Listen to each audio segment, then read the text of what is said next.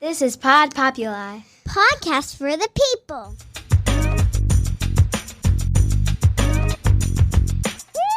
The Great Love Debate. It's the Great Love Debate. The Great Love Debate.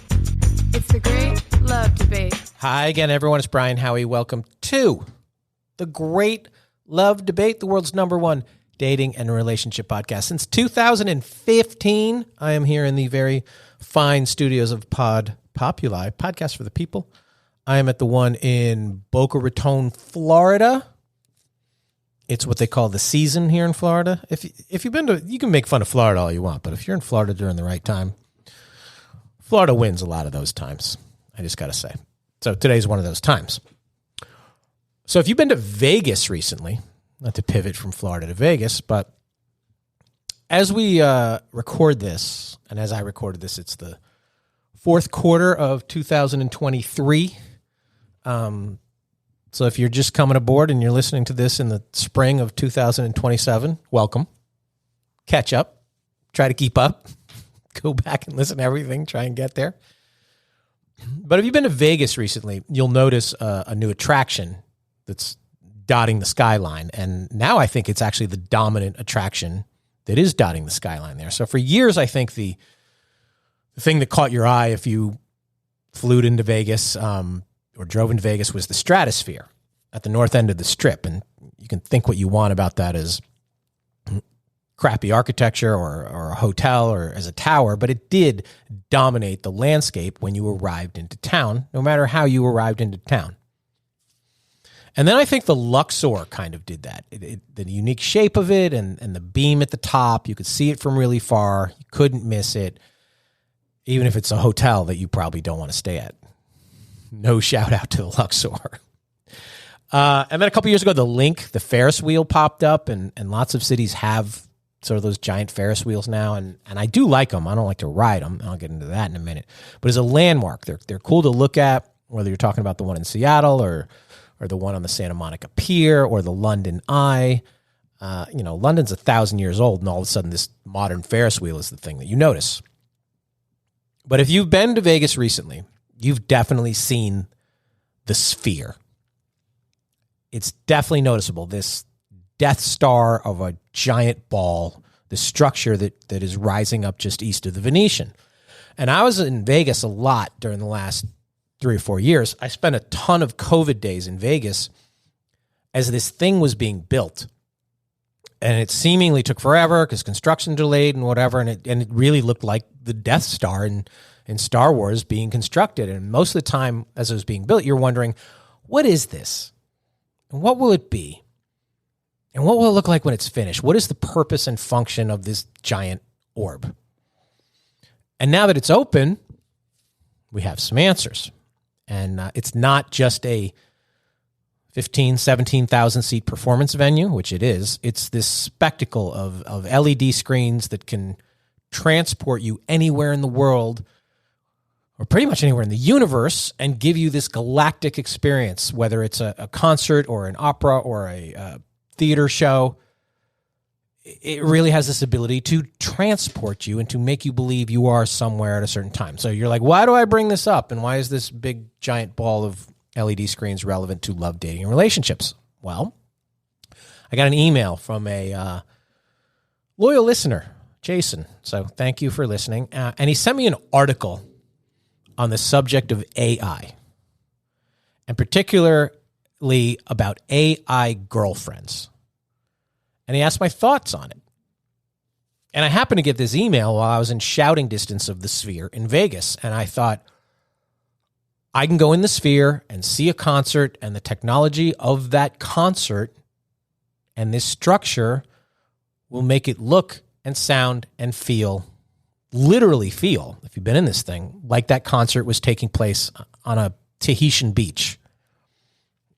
They had the ability to make inside feel like outside, and outside could be inside, and this AI VR combo platter will stimulate and I guess trick the senses into experiencing pretty much anything and everything that the performer or the promoters want you to.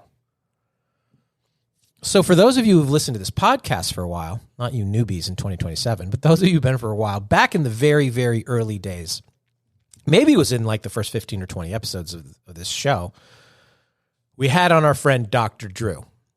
And we also had him on our stage. And he said this at the time a couple of times. Every time we talked to Drew about the state of the date, he would say this. And I always remember this and I always reference this. And he felt that the coming storm for relationships and for the love universe, which we are a very small part of, was that sometime in the pretty near future, you're going to be able to put on a helmet, dial up somebody who looks like, I don't know, whatever your flavor is, Justin Timberlake or Jennifer Aniston. And some virtual version of them was going to talk to you and interact with you and give you a reasonably satisfying and borderline sexually rewarding experience. And maybe not even borderline, depending on your settings on this thing. And maybe it wouldn't even be somebody famous. It might be a picture of someone you have a crush on who you know from Instagram, or the girl from biology class, or the guy from accounting. Dr. Drew told us, this back in 2015, that you're going to be able to feed in this image of them that you grabbed off the interwebs, and suddenly this avatar was going to be someone or something that you were suddenly, on some level, involved with. And I remember when he said that, I thought, yikes, I think I can see that happening. You know, if Tom Hanks can get into a relationship with a volleyball in Castaway, I'm pretty sure there's all sorts of possibilities if you're lonely enough or fed up enough. And I would always repeat what Drew said at our live shows. I would sort of warn the audience. I'd do this all over the world, sort of to ramp up the urgency that we'd better figure out real-life dating, because if we didn't, this storm was coming. So I think the storm is here. I think it's come ashore, at least the outer bands of the hurricane. And so what does it mean? What do I think about it? As you guys know me, I have some thoughts on it. And they might not be the thoughts you think, but we are going to get into some of those thoughts and a lot more. We're going to dive deep into the eye of all of it right after this. And we are back.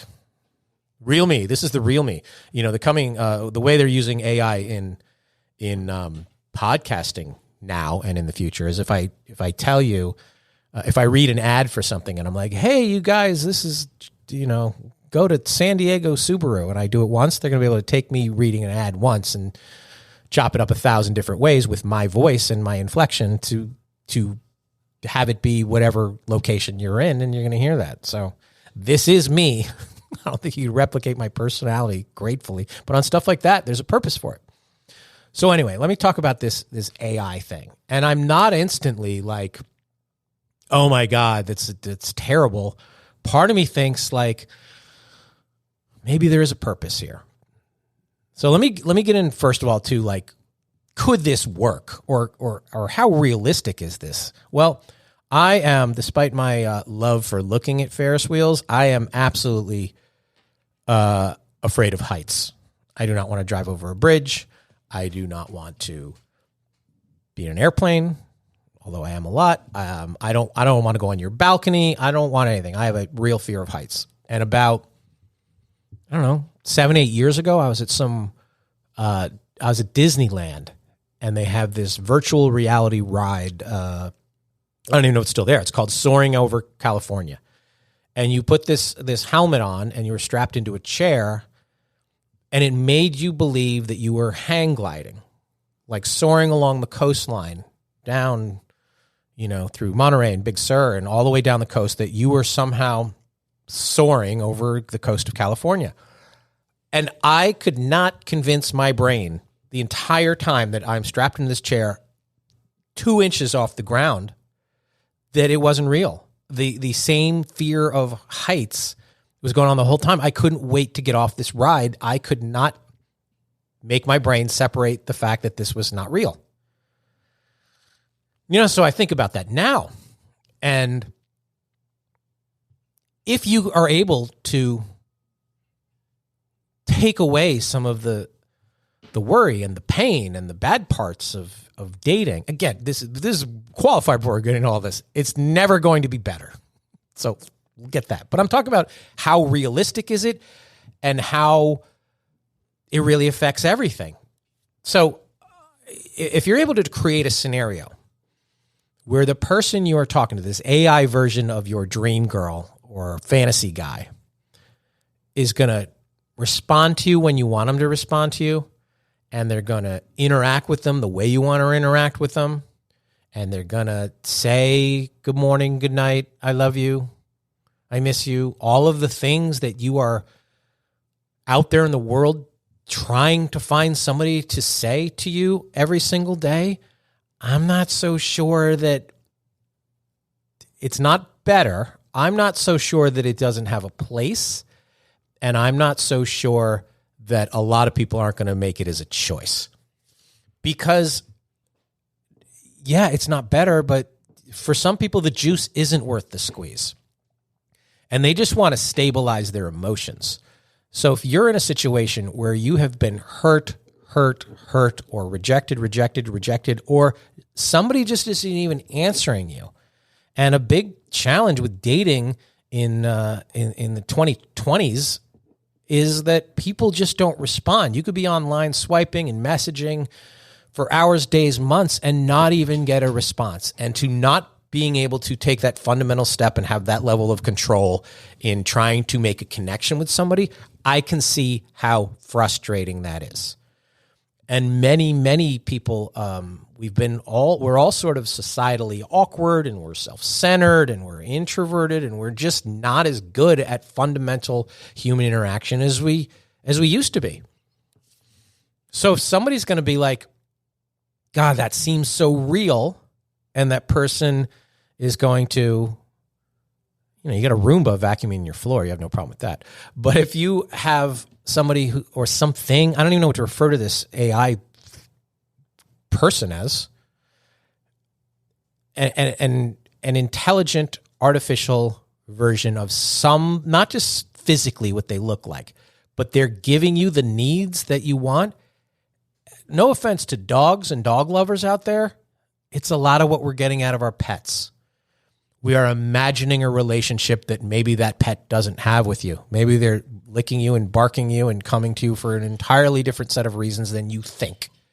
But it doesn't matter, because all you really care about is what you're getting back and what the outcome is in this perceived relationship that you have with your animal.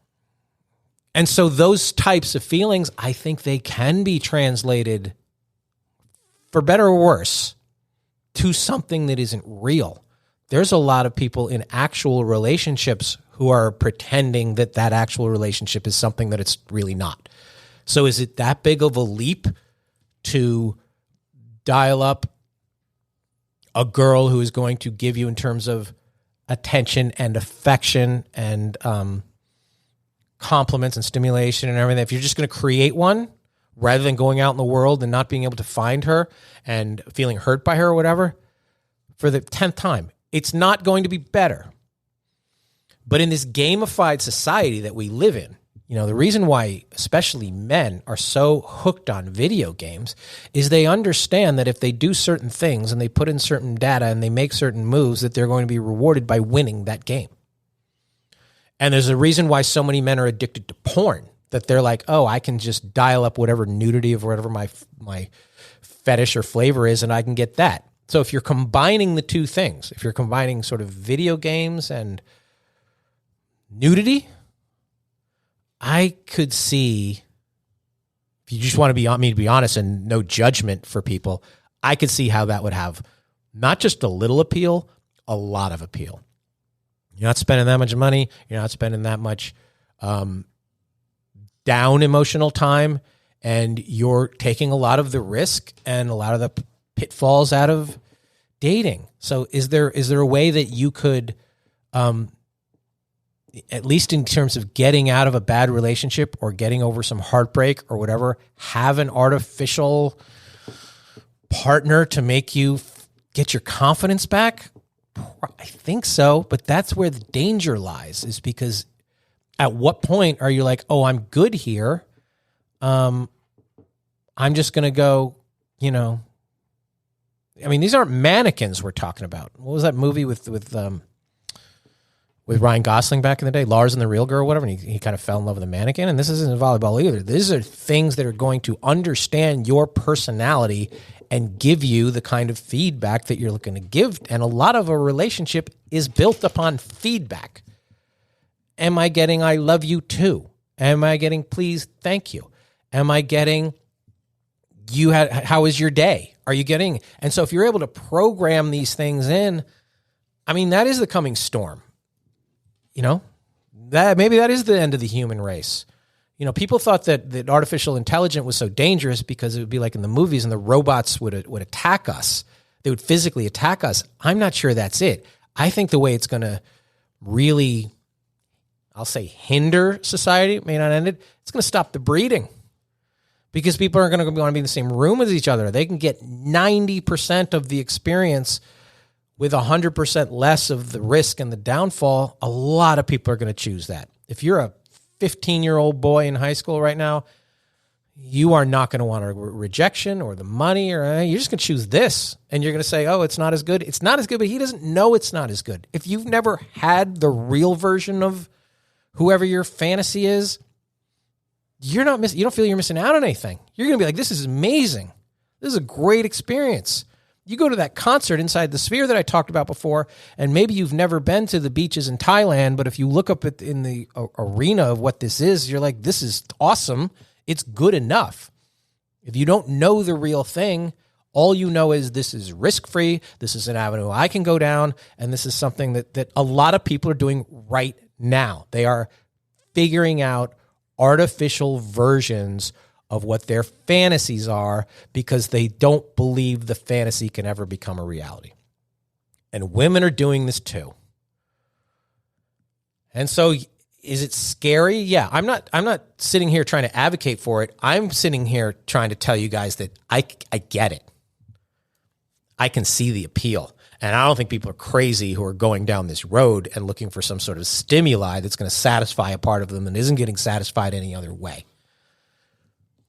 So the scary part is that there's going to be a point where the technology gets so good and so realistic and so emotionally satisfying that people really are going to pull the parachute on real dating, and they're going to be like, this is fucking fine. And I got a whole lot more, guys going to be like, I got a whole lot more money in my pocket, and I don't have to sit there staring at a phone that's never going to ring and waiting for her to message me back. And the girl's going to be like, well, you know what? I don't get my heart broken. He's not a dick. He's whatever. And you're going to be able to be tricked the way the Disneyland ride tricked me. I could not convince myself it wasn't real. And I think that's what's going to happen. And I think we're there now. And we are at this very, very early stages of it. The 2023, the actors and actresses and writers in Hollywood all went on strike because they're worried that a lot of them were going to be replaced by AI. And I got news for you. A lot of them are. A lot of it is replicatable. You can right now type in like 15 different things and get a Hallmark Christmas movie script spat out to you in 15 seconds. Because those beats are always the same. And the technology is there to replace the writer. So if you could do the same thing, and those Hallmark Christmas movies that they run every single night starting at like, I don't know, Columbus Day, they're always emotionally satisfying for the viewer. Well, if you can do the same thing and you're now the star of the Hallmark movie and this AI is going to spit out a version of your life that is going to be emotionally and possibly even physically satisfying enough for you, I'm not sure you're going to the bars. I'm not sure you're going to the dating sites. I'm not sure you're going to ask your friends to hook you up. I'm not sure any of this is. So I'm not bringing this up as a doomsday warning. That was what we said back in the day, and that's what Dr. Drew said to us. What I'm saying is I can see why. I can see the short-term benefit. I can see there could be some healing to doing something like this. The danger is if this becomes the norm, if the artificial intelligence or the virtual reality becomes the actual reality and the artificial becomes real, and this is what flips and everybody's doing it, which might happen. We are all connected to a device. You know, you're not just turning on your phone to make a call. You're turning on your phone to listen to me. You're turning on your phone to take a picture. You're turning on your phone to this. Well, maybe you're turning on your phone to say hi to your girlfriend, and your girlfriend is in your phone. Your girlfriend is your phone. I can see it. So if you want my thoughts on it, I think we're here. I think it's only going to be more of a presence. I think you need to do the work emotionally and otherwise so this does not become either the crutch or the off-ramp to a real dating life. I think you have to always think about, what can this thing not provide to me? No offense to you artificial intelligence listeners. Didn't mean to call you a thing, but you know what I'm getting at. I think you have to take the inventory now on like, what exactly do I want out of a relationship? If you just want cuddling, yeah, I mean, you know, those mannequins are pretty lifelike too.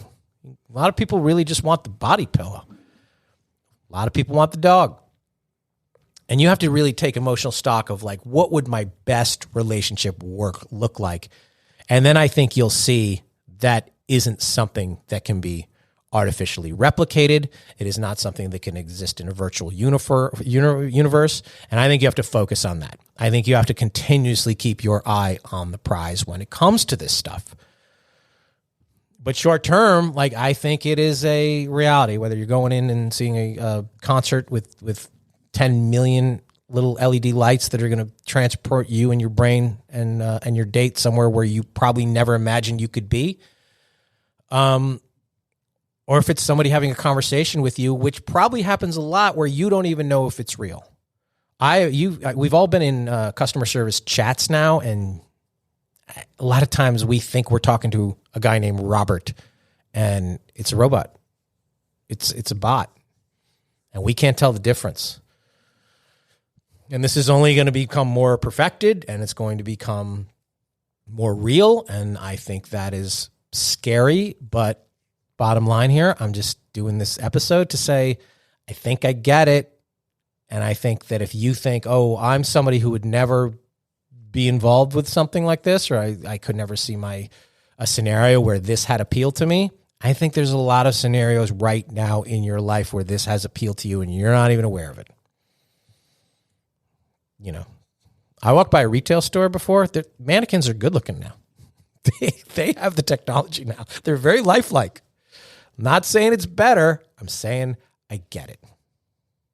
So shoot me an email if you have thoughts on this, or if you're currently dating somebody who is virtual.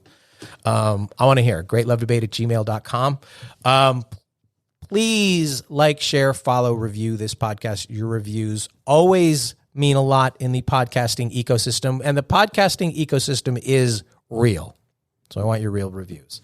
Because once again, as always, at the Great Love Debate, we never stop making love. See you next time.